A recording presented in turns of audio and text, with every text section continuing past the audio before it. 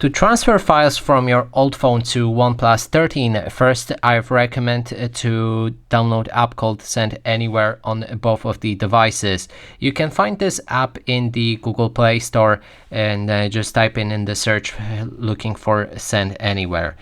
When the app is downloaded on both of the devices, then make sure to allow any permission app will ask for, and then we can begin sending those files. So on the phone that you want to send files, you will need to select the Send tab, and on the phone that you want to receive, you need to select Receive.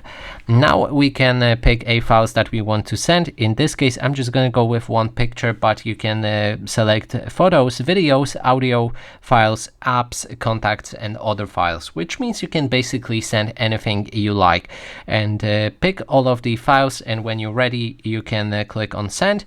And here I also recommend to connect both of the devices to the Wi-Fi network, otherwise it will eat a lot of data. And what you need to do next is input the code from the sending phone right here into your receiving phone, and we're going with 463758. And when we enter that code and confirm it, our files will begin the transfer. Now we just need to wait till it's finished, and here's our files. And that is basically everything. Thanks so much for watching.